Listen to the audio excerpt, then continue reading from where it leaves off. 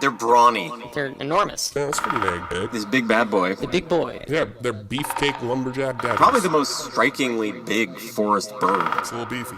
It's time to Bird Rock. That's a big one. That's a big one. That's a big one. Bird Rock Podcast. I would take a big bird, a small bird, a black bird or a blue bird. Any type of bird will do. I'll take a sparrow or a goose. I would take a pigeon, a plover, over and over. I'd take a booby or regret. Stare at a woodcock with no regrets. I want to see a titmouse, a limpkin, nuthatch or a bush tit, 'cause I love birds. The Pileated Woodpecker. The Pileated Woodpecker. The biggest woodpecker in the United States. Oh, he's a big boy. Who's gonna pick some wood? That woodpecker gonna pick some wood. He's a big, handsome boy. I'm so excited to dig deep on this bird. Also, dude, you freaking killed this song. Oh my god, dude. This is your magnum opus, man. It's like, well, this and Crow, I feel like, brother, it's just beautiful to watch you fly. This is another rocker. You brought this song home. I feel like I was a Pileated Woodpecker in the approach to this song, where I really had to slam my face into a block of wood to whittle it down to what it needed to be. And you came and you brought the chorus home for me. But some songs come easy. Some songs you have to get there. The bridge is the part I'm really... I can't wait for everyone to hear this one. Oh, my God. Okay, so backing up for a second, because this is your first episode that you're listening to. Welcome.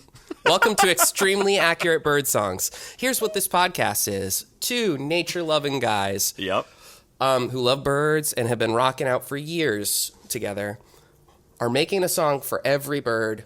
We're going to talk about that bird, and then we're going to play you the song that we wrote. But you have to be a little patient because we want to set you up for some knowledge about this bird.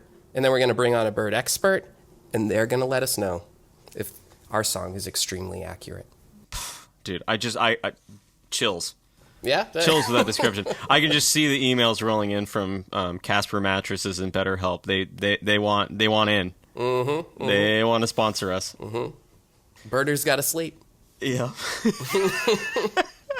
And if you have been listening, we would really appreciate if you left a review if you've been enjoying the nonsense that you are hearing. Anyways, it just, I think it helps. I don't know. Does it help to have, it helps to have good reviews, right? Oh, yeah, definitely. Okay. Absolutely. We've also gotten really just great advice from some people, in regards to, because we were, the first 3 episodes you heard, we were really figuring this out as it goes. So this is exciting to have it out in the world and be coming at it again, I don't think we've talked about this yet, but the initial announcement, for whatever reason, went viral on specifically Facebook, seemingly with older birders, and which so much love to all of our senior birders out there.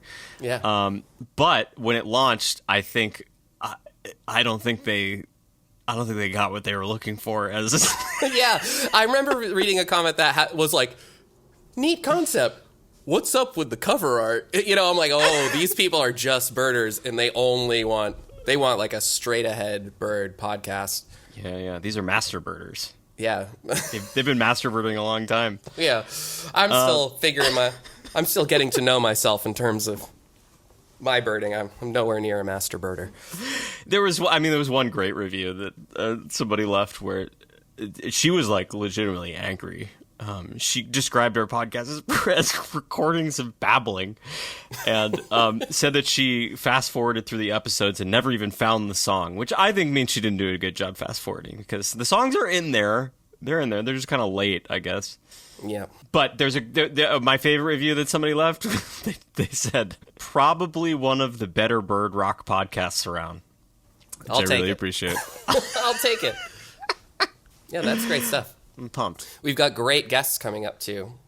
Yeah, the community's really come alive, baby. Mm-hmm. Join the flock. Patreon. You can join our Patreon. Oh, yeah. Extremely Accurate Bird Songs on Patreon. That's the thing. And also, if you're afraid of commitment, you can dip in. You can dip out. You can, come be a part of it for a little bit. Take a break. come back, take a break. It's all good. Oh yeah, we love and support our migratory members. Yeah, our migratory Patreon members, sure. Before we get into this big bad boy that we're talking about today, have you seen any good birds lately? Oh, that's a question I have been waiting for, because I've seen America's bird. It was sitting on a log in a river. It was a Negro. It looked American as hell. It was a Negro. On my knees I just fell. I saw a bald eagle when I was camping with Jesse. Yeah, I saw a bald eagle, dude. It was fucking awesome.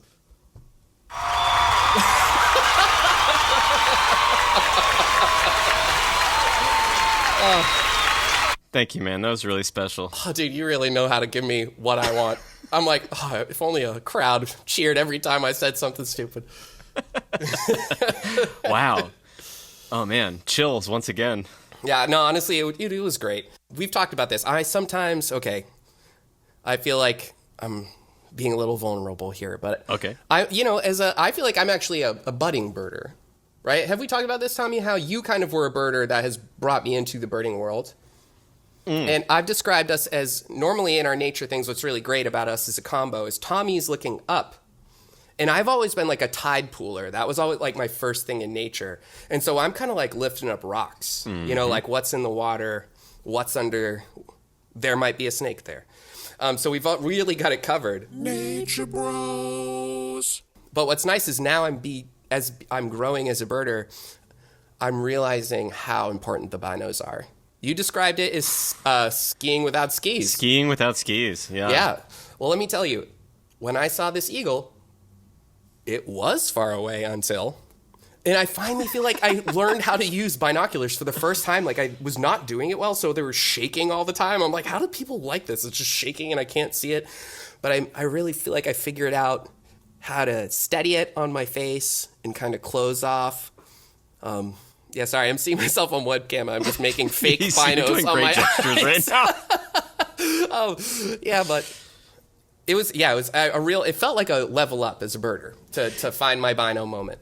Binoculars take a while to get used to, like just as a tool. They're like, you think you just are supposed to instinctually know how to use them, and you know, of course you do, kind of, but like learning how the focus works and how to reset it. You know, when one lens gets off. Yeah. And also, like, just being able to spot something with the naked eye and then pull up your binoculars and be looking at the same spot takes a lot of practice. You know? Yeah, and I think I had a little bit of a crabbiness about it where I'm like, it's not working. You know, I don't need binos. But now that I got it, I was like, oh, okay.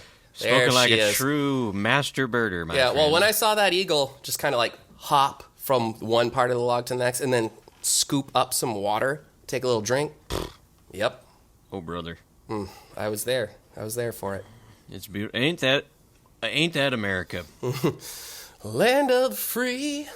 Ain't that America? One crazy bird that I saw. Yeah, what do you recently? Got? I was in. I was at the Grand Canyon. This was a couple weeks ago, and saw red crossbills, which I'd never seen before. Have you, Billy? Have you ever seen a red crossbill? Because I don't think I had. No, I actually no, I don't. I never have. This is like an extra. This is an extra look at that bird segment. If you're listening and you're not driving, or you know what, screw it. Even if you are driving, look up pull that the hell bird. over. No, don't pull over. Keep driving. Look up that bird. Look up that bird. The red crossbill, and then take a look at its beak. So it has the beak. Whoa! Oh yes. My God.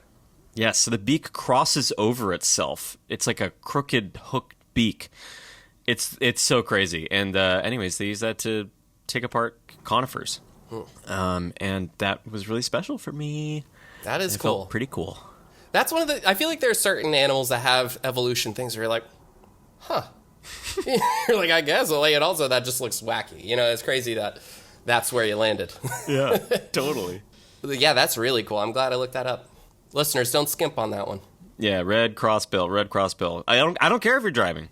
1 a penny, 2 a penny, a red crossbill. Oh, that's good. Bird rock. Birds, birds, birds.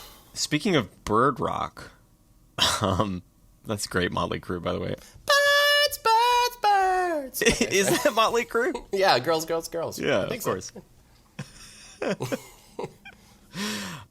Speaking of bird rock, Billy and I saw a couple nights of the band Fish, which I guess is more fish related than bird related, but that was really fun at the Hollywood Bowl. Didn't they play Birds of a Feather? They did. Yeah, that was a big moment. I think that was the only bird related song they played. I was hoping they were going to play Fly Famous Mockingbird, perhaps, but that was so fun. We had a delightful psychedelic time, and then the day this was awesome to rediscover. The day after, I think we were both like really tired, but we were like, we gotta write a bird song. And so we just started making a jam on we finished a bunch of songs that I'm very excited. Well, the Fish trip, it was like half going to see Fish, half celebrating the release of the pod. That's true. Yeah, that was really true. fun. And also part writing more music for the pod. We're cranking, baby. But the Tufted Titmouse one I bring up just because we didn't make a ton of headway on it, but I pulled it up today because I couldn't remember what it sounded like. Check this out. You can feel that we were at a Fish show the previous night. Oh, yeah.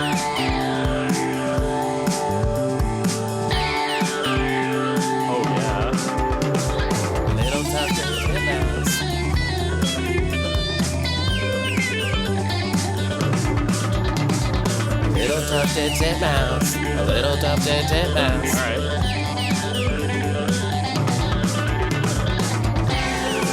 Oh.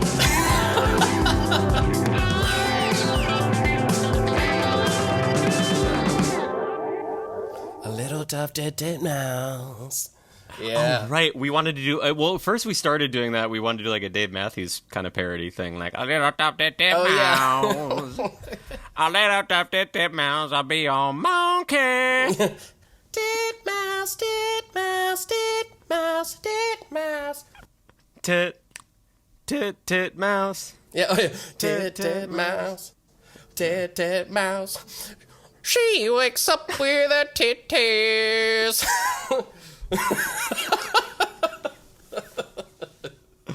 Titmouse, Titmeece, Titmice? Yep. Yeah, and what is cool about that little jam that we put together, it is utilizing the call of the titmouse. I'm just realizing we haven't talked at all about the Pileated Woodpecker yet. Yeah. Hey. We're getting too confident. We're just jamming. That's very Fish of us, honestly. Yeah. Yeah, we just went on a conversational 17-minute jam. Yeah. Jamming, dude. Okay. Should people look up that bird? Yeah. Okay, yeah. Look up Pileated Woodpecker right now. This is a big one. Up that bird.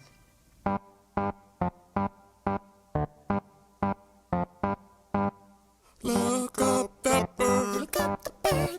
Look up the bird, yeah. Look up that bird. Look up the bird. Look up the bird. Ooh. Pick up your phone. Pick up your phone. Pick up your phone, yeah. Look up that bird. Look up that bird. To me, this is a very dinosaur-y bird. Oh my God, is it ever? Because, I think a lot of the big birds that have a similar head have long necks. You know what I mean? Like a blue heron. What I like about this one, it's like one of the few that kind of has that like T-Rex-y sort of like kind of neck and like kind of dinosaur-y head. To me, it's like a straight-up pterodactyl, you know? Yeah. They're crow-sized, right? Like 19, 21 inches with a 30-inch wingspan. That's pretty dang big. It's huge. I mean, it's the biggest woodpecker in North America. Mm-hmm. They're enormous. So they're crow-sized. You could also say they're like the size of a football. Like that's how big they are. So kind of unmistakable. Even a beginner birder, like if you know what the Pileated Woodpecker looks like even vaguely, you're going to be able to ID it immediately just by being like, whoa. Yeah, that's a big one. There's some other big ones too, but yeah, that definitely it takes the cake.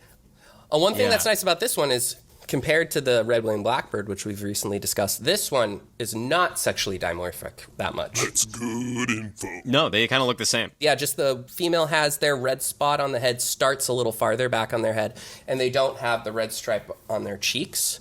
Mm-hmm. So that's really it. So that's kind of nice. Also, just wild that the bird kingdom has such a intense, spread in that regard. Totally. Yeah. Prominent red crest. I think that's the thing to really keep in mind with them. That Yep. crazy mohawky red crest. Very unique. Their size is also incredibly unique. Mostly black body. They're like the biggest, probably the most strikingly big forest bird on the continent. It's not like a raptor or something. Yeah, really cool. And they're 3 times larger than the downy woodpecker. So these are the big boys. Big boys. And so, not to get sidetracked again, I have a few more band name pitches for you. Oh, please. Okay. This is for the Balbum, when we eventually release the Bird album, also known as a Balbum. Everybody knows this. Everybody knows. Of course, Everybody yeah. knows this. Yeah. Save some time. Birds, 2 men. Ooh, that's really good. Because we're 2 men and it's birds, I love that. Holy shit. Sorry, it took me a second to dig that deep. Oh my god. Birds with a Z, obviously. Birds, 2 men. Justin Birder. Dude, these are good. Holy shit. Okay. Wait, another one is more of a concept that I had, which is that for the artwork, it could be like one of those Now compilations. Now that's what I call bird-related rock. Or, I don't know. Or birds. Now that's what I call. Yeah. Wow. That's okay. nice. You're onto something. You're cooking. Okay, one other one for you. Counting crows and also other birds. That's really good. Hell yeah. Okay, wait. We got to get back to the pileated woodpecker shit. Okay. Pileated woodpecker. Sort of another way to keep them apart in the woodpecker world, other than their incredibly domineering size, is they like dead trees more than other woodpeckers. So pretty much every time I've seen a pileated woodpecker, it's been at like a fallen log or like a snag, which is the term for a still standing dead tree. Ooh, I did not know that. So yeah, and they leave these like super specific, unique rectangular holes in the wood. So you can also like pick their holes apart from other woodpeckers. Like they're very recognizable. They're big and they're rectangular. So that's another thing to keep in mind. What are some of their favorite foods? They love that wood-boring beetle larvae, huh? Oh yeah, other insects such as flies, caterpillars, grasshoppers, cockroaches even. Yep. Also, they eat berries. Found that out too. They'll eat some berries every now and then. Okay. Sure, me too. Yep. Another way to tell them apart, like let's say you hear drumming in the forest and you don't know what kind of woodpecker it is. For one, pileated woodpecker is going to be loud because they're big. But theirs is unique because they start slowly and then they accelerate and then trail off. Most other woodpeckers drum at like a steady rate, but they've got like a speed up and slow down. There's some debate I was reading about how do they hammer their heads so hard and not suffer serious brain injury? Yeah, it's great. I've seen a slow-mo video of it. It's really wacky. Yeah, and the funny thing is they don't know. They started, apparently there's an Audubon article about this, but they use like high-speed cameras to like see if the skull was blunting some of the impact or if there was like a shock absorption mechanism. And apparently there's not. It's literally like a hammer just like hitting a tree.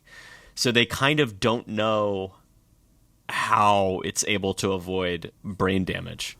Wow. Which is crazy.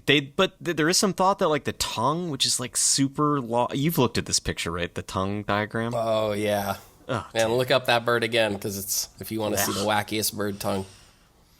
Hummingbirds also have crazy tongues too, right? They do.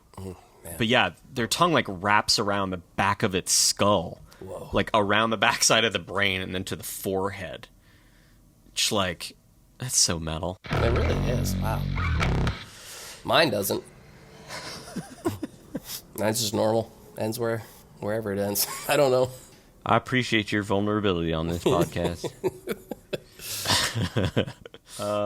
Yeah, they're not quite as common as I thought they were. I mean, growing up in Virginia, I kind of thought they were like everywhere, but yeah, they're not in a lot of the middle of the USA.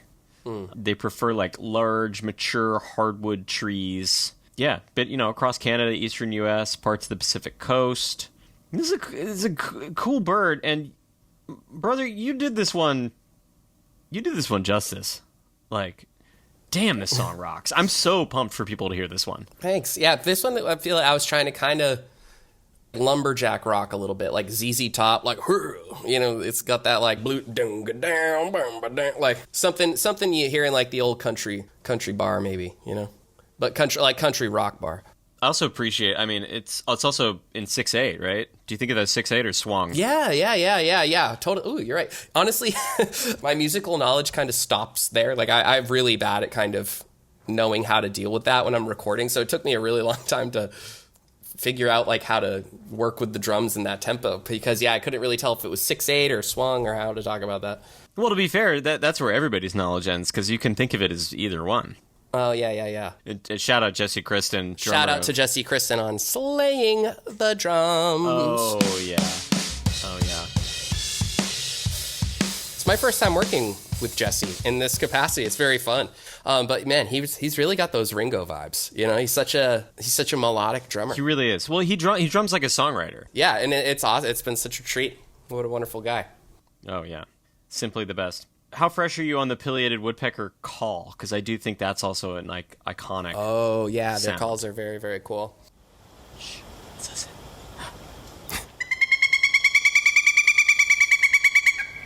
Oh, yeah. It's cool. That's nice. Really cool. So they've got that call, this kind of cackling. Ooh, that one. And then they've also got this one. Which you hear less often, but it's pretty cool. Thank God. It scared me. It's pretty cool. Yeah, you hear that? Also, I meant they do have their drumming. They sometimes, you'll hear they're pecking a little like random because they're looking for food, like peck, peck, peck, peck. But sometimes you'll hear the like pop, pop, pop, the drumming that Tommy mentioned that kind of like accelerates and decelerates. And you can hear it for hundreds of yards because they'll even do it on, like rotting trees that will amplify the sound kind of acoustically. Well, rock and roll bird. Whoa, dude. Whoa. That bird understands acoustics. You're talking like a true master birder right now. Also, I can't believe that's a real term. It sounds like I'm joking. There is a... Mm-hmm. Yeah, if we keep at this way, we might become master birders someday. Yeah. It'll be tough to tell your family. Oh, they've known for a long time that I'd be a master birder. Ever since I was a wee amateur birder. Oh God, this is getting weird real quick. This can't be the podcast. This can't be the broadcasting that the left needs. No. Okay, so getting back to some Pileated WoodPecker facts. Mm-hmm. Something I found interesting. There used to be a lot more Pileated woodpeckers, but then Europeans come to the Americas, start just chopping down an insane amount of forests for agriculture and timber, and there was a huge population decline, and they only started to recover more recent, like in the 1920s. And they're still increasing, thankfully. There's an estimated 2.6 million of them today, which is pretty solid. Yeah, I feel good about that. And they've kind of evolved with, human encroachment in that, like, it used to be that they required 300 to 900 acres for a pair to support nestlings, which is a massive amount of land. I mean, that's that's kind of crazy. But now they've even found, a pair that, as opposed to 300 to 900 acres, now they can nest with only 74 acres of forest to support them, which is pretty, that's good evolving. And on behalf of humans, if there's any Pileated woodpeckers listening, I'm sorry. Also, we're proud of you. We're proud. We're so proud of you. Did you hear Joe Rogan's interview with the Pileated woodpecker a couple weeks back? No, but I have heard that they've been a little aggro, right? Weren't they? Yeah. We'll talk about this after, but yeah, tell me more. Check this out. Joe Rogan and a Pileated woodpecker talking about doing DMT. Was it something that you thought and you felt in your mind, or was it something you were experiencing visually? It's interesting because I think overall you would say the benefit is worth it, but it's a slippery road. That was Joe Rogan and a Pileated Woodpecker talking about doing DMT. Wow. Yep. Well, I think they needed that. They needed because they're Pileated woodpeckers in general, coolest bird ever, but they've been having some trouble in a quiet little New England town recently. Have you heard about this, Tommy?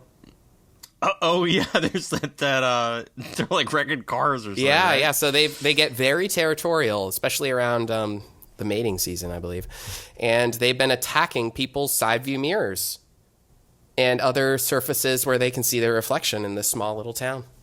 Crazy, huh? It just everything about them justifies the genre that you chose for this song.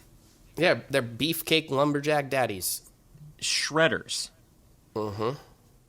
Yeah, absolute log destroyers. Like, what's that, a log? Like, I'm just going to rip it apart with my beak. I don't even care if I absorb the whole shock with my brain. I'm just going for it. I want that grub. I want that grub now. Gonna pick that wood. Gonna get it and know how. Keep riffing, brother. Keep riffing.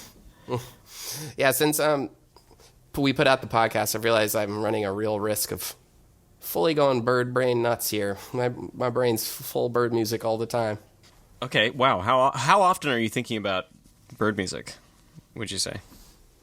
Well, so, one little peek behind the curtain that I'm having a lot of fun with is I sometimes will...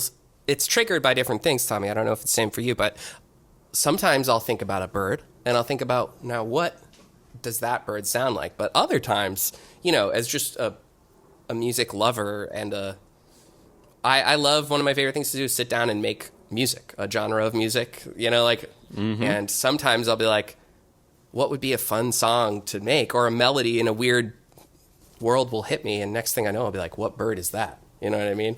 What bird sounds like this music? And that can be fun, too, to make that connection. Yeah, totally. Mm-hmm. I've been meaning to text you because I have a great pitch for a yellow-rumped warbler. Ooh, tell me. Song. I picture it being kind of like a reggaeton, but if Justin Timberlake put out a light reggaeton song. So it's like, oh God, what was it? It was like, I got yellow under my chin, I got yellow under my wing, you see me shaking that thing, let me get a look at that butt. Whoa, oh my gosh. Wait, do you have that recorded? This is written down? Oh, it is now? That's great. Great. Hell yeah. Fuck yeah. Oh, that's good, dude. I'm pretty pumped. I love the Pileated woodpecker. It's you know what it is? It's a bird that's just so awesome that it just really speaks for itself. Like, if you see one of these things, you hear it far. When you're in the woods, it's one of those things. It will get your attention if it's around in a really awesome way. It's a big, beefy, brawny boy. Yep. And girl. And you should be psyched if you see one. Biggest dang woodpecker in the U.S., baby. Lucky you. Lucky you. Yeah, they are so cool. Mm-hmm. There is one segment that we have left out, and I'm mostly saying this because I want to hear the theme song. Chloe, get me crazy. Insert theme song. Chloe, get me crazy. Chloe, get me crazy. Chloe, get me crazy. We're talking lady rituals. Chloe, get me crazy. Chloe, get me crazy. Chloe, get me crazy. We're talking lady rituals. Okay.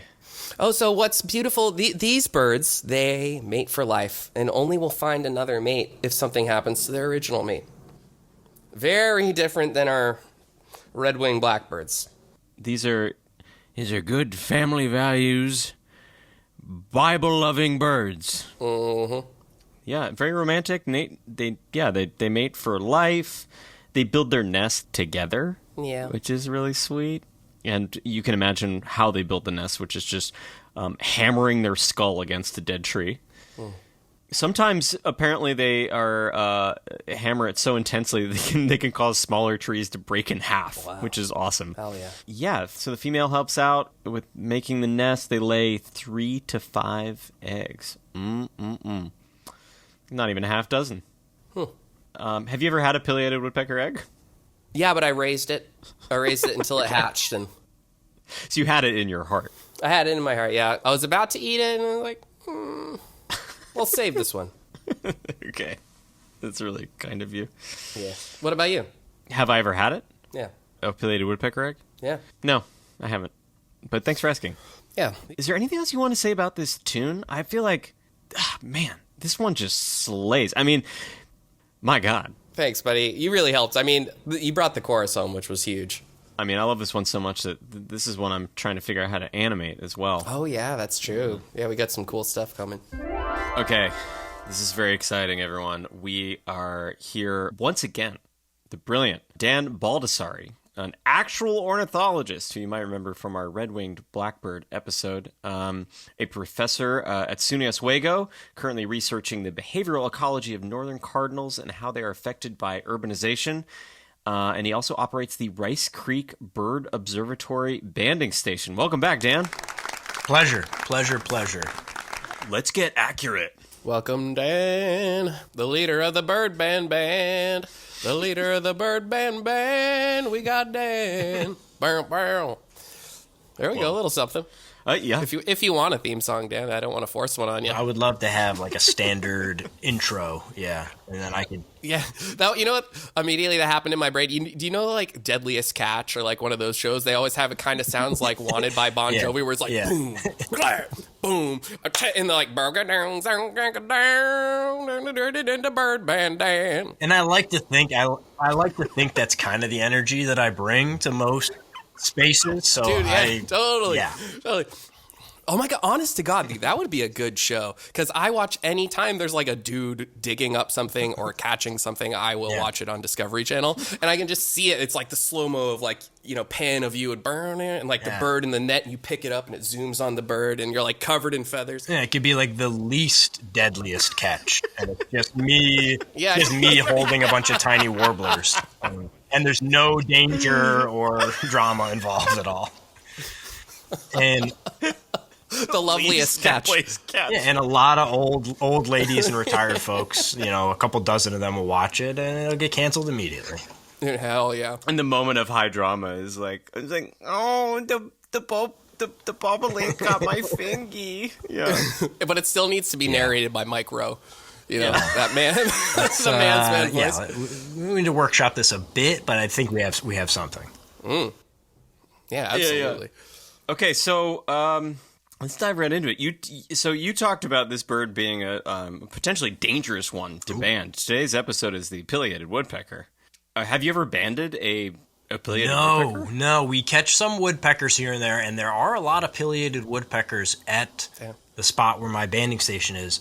Someone was just asking me the other day, a student or something, you know, is there a bird around here that you haven't caught yet, you know, that you would like to catch at the banding station? And that was actually my answer. I've always wanted to get one of those in the hand, but I never have. I wondered if that was like a dumb question, like has anyone ever caught a pileated woodpecker? And you're like, and lived? You know, like, of course not. Are you mad? Tried and It does feel like you need like a hazmat suit or something to get that one out. I mean, they're big boys. Well, it is kind of an all hands on deck situation. I do know from friends who have caught them and dealt with them. Like some birds, you know, you can just kind of pluck out of the net with 2 fingers, and the woodpecker you kind of have to like tackle and sort of, you know, you have to make sure that you got the business end taken care of so you don't lose an eye. Yeah. It's a little more. That's more of a deadliest catch, situation there. Absolutely.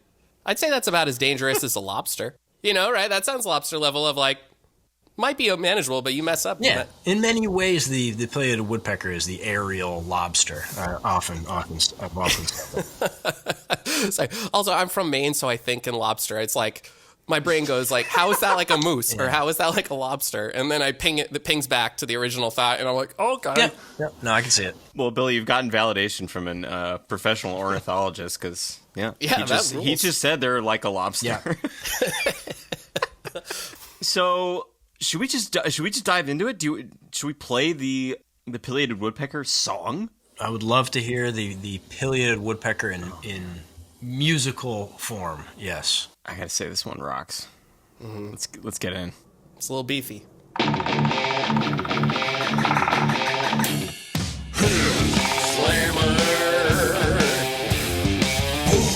Slayer.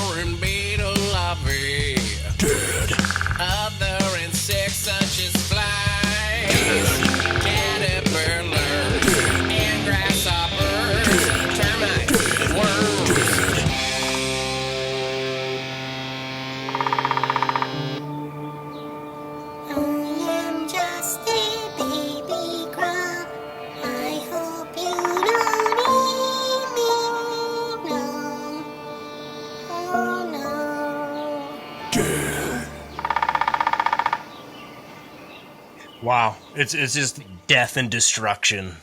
Yeah.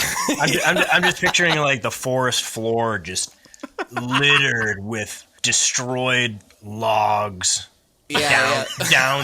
downed trees. Like a bulldozer just came through. Hell yeah. Well, actually, the ending part of that song is pretty straightforward nod to the end of Epic by Faith No More. Do you remember that song? Oh, the video? It's like the goldfish flopping around. That messed with me so much as a kid. I don't know if anyone knows what I'm talking about, but it was very weird. I know the song, yeah, I don't remember that part, but the Pileated Woodpecker shows no mercy when it comes to any arthropod. Damn. Yeah, it's pretty heavy, you know. It's a little on the nose, like, you know, it's a headbanger, right? So, you know, On the nose, on the beak. it's a little on the beat. Yeah. You know, it's got. I picked out some kind of Megadeth. A little, it's almost got a little Slayer in it, but then also it's got kind of that country twang a little bit. It's almost like a little Alice in Chains in there too. Yeah, I mean, I will say like that's what I think of also when I think of Pileated Woodpeckers. Like you guys were asking me before about do I have people who text me, you know, just pictures of birds, like what is this? Which I do, but then also have like people will send me a picture of a destroyed tree, you know, and be like, what did this? Like, you know, I'm like, yeah, Pileated Woodpecker can do that, right? You know, like you'll see some woodpeckers will make the teeny tiny little, you know, holes, like perfectly bored holes in the tree, and then a Pileated Woodpecker will just like rip a tree apart. So I think the song captures that a certain level of violence. They're brawny. They're brawny. It's a brawny bird. Yeah. Yeah. They really made me think of a lumberjack with their red. Like it made me think of, you know, like the flannel, you know, just being out there with your axe and slugging it, you know. He cuts down trees, he wears high heels. Ripping up a stump, you know. Very industrious. Like they are single-minded. They're kind of a little interesting though, because I don't know that they're quite that. They're powerful, right? But I don't know that they're quite that violent. You know, they're kind of, I think you guys might have spilled over like a little too much. Like it makes for a great metal, like, you know, almost death metal song. Yeah. They're really, I don't know. Dan, you're not thinking like a bug. Yeah, so this is from the bug's perspective. This song is from the bug's perspective. That I do see. Like a grub does not want to see a Pileated Woodpecker like crawling up its tree. Yeah. Look, I respect your perspective as an ornithologist, but I need you to think like a bug for a moment. Yeah, no. That's like death and destruction raining down. So that you definitely captured. And it is a great song. I mean, that's a heavy one. I think that's the heaviest you guys have gone yet, and I dig it. Hell yeah. Oh, you know what? I wanted to ask, so I know you're a cardinal specialist and you've been working on cardinals recently. I am in the process of writing a cardinal song. Ooh, now you're talking. Well, and so what's interesting is I've been a little hesitant to finish it because, you know, we're a nature comedy-ish podcast, so we try and keep the songs pretty fun and funny. But the cardinal song was really a song where I'm just like, there was nothing funny about it so far. It was just like an ode to what I think is just a gorgeous, wonderful, regal bird. And I was kind of like, I don't know, is the podcast, you know, do I have to wait till like song 87 to get serious, you know? So is there a comedic angle to the Northern Cardinal? I mean, their molting is pretty funny when they show up looking like Skeletor. Yeah, there you go. I have one feather on my head, you know. There's a certain vulnerability there. Oh, wait, tell me more about that. You know, it's another one where my phone will flood with pictures from people all of a sudden because they see them at their bird feeders, and while they're going through their molt, which is like a very normal process, a lot of times they'll lose most of the feathers on their head. They'll have like one little feather sticking off, and they look like Skeletor. They just look like this freakish, you know, because you just can see like their skull with a little wispy feather. Oh, that's great. I was thinking like Sufjan Forest. I'd be like, I cry with a bald head with one feather. You know, that's nice. Yeah, a little bridge or something. Yep. Yeah, but yes. Yeah, I don't know. The cardinal, is it a funny bird? I don't know.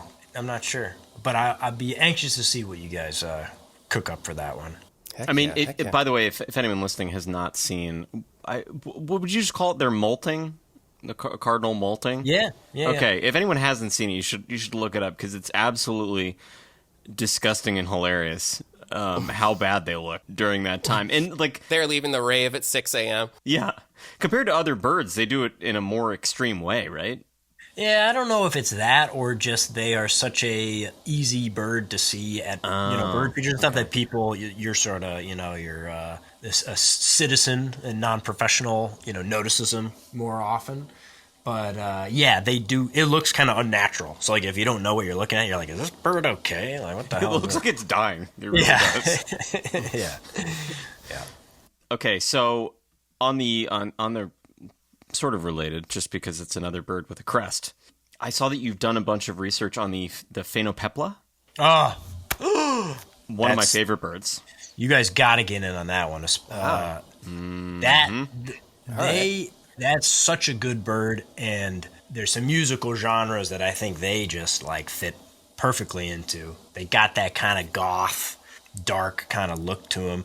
Some people have called them the goth cardinal. They look kind of like a cardinal that you just like dipped in ink, and they got this big red eye. Like they, oh my god, they look kind of ominous. Do you remember that band Him?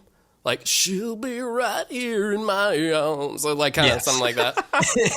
That's right where I would go. Cool, yeah. Great. You could go like Evanescence though. With that red eye, I don't know. 100%. Yeah. So that's where you want to be. Yeah, that's where you want to be with them, I think. I saw Phainopepla literally like 2 hours ago. I'm so jealous. That's one of my I worked on them very briefly, just for 2 years, and just being out here on the East Coast, it really hasn't made sense it's been challenging for me to continue working on them, but such a cool bird, just such an enigmatic bird. They do all these weird things. And well, the itinerant breeding is what you were focused on, right? Which is look at you. Look at this guy dropping itinerant breeding right now. Okay. Which is just that they breed in different spots strategically based on resources, right? Or is there more to it than that? Yeah, there's like 2 or 3 birds that we really know of that breed twice in the same year, and they travel to completely different locations and also in completely different habitats. So the Phainopepla in the winter and like very early spring, they're in the deserts. So like you guys in LA like will not see them, but they'll be over the mountains, out in like the Mojave Desert and everything. And they will breed there in like this really inhospitable, habitat. They specialize on these mistletoe berries. So there'll be this parasitic plant that parasitizes like acacia and mesquite and things and makes all these juicy berries. The Phainopeplas gobble those up, and it gives them like just enough food to make a living to breed once there, and then they peace out when it gets super, super hot in the desert. Like as you get closer to summer, they head out toward the coast, and they show up in these more like chaparral, kind of oak woodland type habitats. And they breed a second time. And they also totally change their social structure. When they're out in the deserts, they're much more like solitary, just a male and a female will stick on a territory, and they keep other birds away. And when they get out into these oak woodlands, they almost become like kind of colonial. You'll see big groups of them hanging out in an oak tree. And so that's a really weird thing for a bird to do. Like they just have a lot of weird aspects to their biology. They're like a tropical kind of species. All their close relatives are in like Central America, and they are a member of the family that like just barely leaks up into the United States in terms of their range. So they kind of have this weird tropical sort of vibe that makes them just kind of enigmatic and sort of strange among the sort of birds that we have throughout the rest of the U.S. They look weird. They do weird things. They sound weird. Yeah, that is like just a chef's kiss bird, as the kids probably don't say anymore. But challenge unlocked. All right, well, that bird just shoved its way to the top of the list. Let me tell you. You guys got to get on them. Yeah, so heck cool. yeah. Okay, as Great. an ornithologist, I did have another question for you. Can you even? I mean, I feel like you're in so deep at this point. Do you even have what they call a spark bird? Ooh, that's a great question. I can't necessarily remember a spark because, as you say, like I'm in too deep. I think that it's somehow that part of my brain got erased. I do always remember as a kid loving, and these probably were among the first birds that I really did get excited by, were harpy eagles. You guys know those guys? Like the massive neotropical eagles that are down in South America. Are they bigger than bald eagles? Yeah, Whoa. they're Didn't even know right this. they're right up there. They might like structurally be the biggest eagle and among the heaviest. They're up there with like the Philippine eagle and the Stellar sea eagle, a couple of other just huge eagles. And they're like apex predators. Like they specialize in like sloths and monkeys. You know, they'll just like snag a monkey off a treetop. So yeah, I would say that's kind of my favorite bird because it's kind of had been my favorite ever since I was a kid. So that probably, that's probably the bird that the first bird I remember being like, whoa, birds are sweet. Heck yeah. Hell yeah. Yeah, that's a gnarly bird. That'd be another one that's kind of a no-brainer for a song. Like that would be a very metal, just apex predator. Like don't mess with me. Anything is potential food. People who study them, like they climb up to their nest, they have to wear like full body armor so they don't get, like their jugular veins slit open. Like it's a gnarly bird. Oh my god. Okay, yeah. I'm gonna wait for the right riff. Yeah, exactly. When it finds me, I'm like, there it is. Yeah.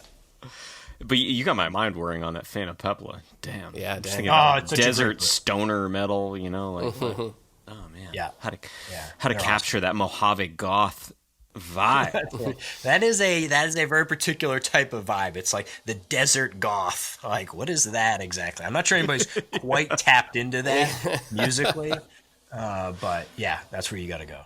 Oh, one thing I realized, did we get, well, with the rating system for extremely accurate here, what are we? Are we pass, fail, like above 60%? How's that? Tommy, what do you think? Oh, yeah. Well, Because we didn't get the actual rating yet. well, Dan's the expert here, so maybe he can have his own, and he's used to grading, so maybe he can have his own. Oh, yes, perfect. system. Yeah, help us out. How should we do this? Yeah, this song on the Pileated Woodpecker. Like, how do you feel academically? Yeah, you need. I'd say you get 4 out of 5 feathers for that one. We'll workshop that. That's a little basic, but That's pretty good. Yeah, you're right. You need a scale of some sort. 0 to 1 cloaca. Yeah, how many cloaca did this song stimulate? Well, yeah, I was thinking like Rotten Tomatoes. That would be certified fresh. It was excellent and heavy, which I dug. So yeah, you guys are dialed in. Hell yeah. 5 for 5. Yeah. That really, thank you. That gives me a little more fuel in the tank to keep going. Yeah. Because Yeah. we're going to need it. Yeah, you got 11,140 to go now. So Yeah. you guys you can see the finish line.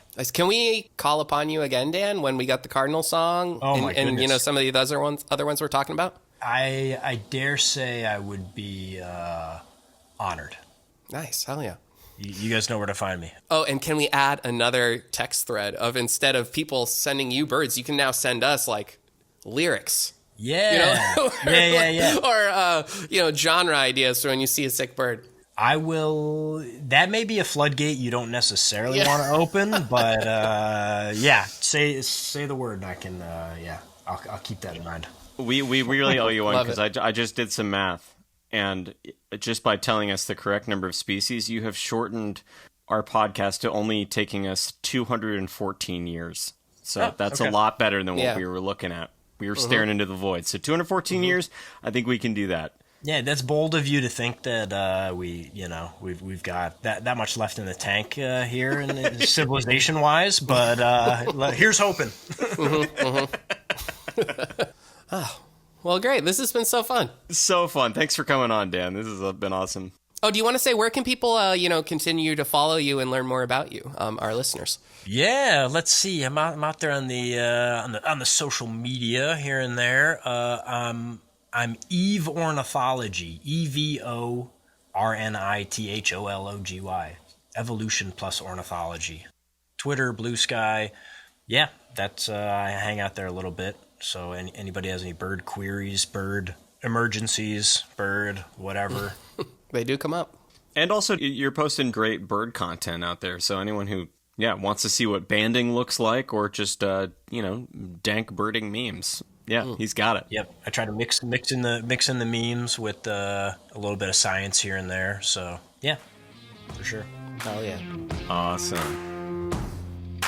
Here comes the Birdman Dan. He's the leader of the Birdman band. Got got a bird in his hand that he's gonna band. Dan, here comes the Birdman Dan. He's the leader of the Birdman band. Got a bird in his hand that he's gonna band. You got Dan.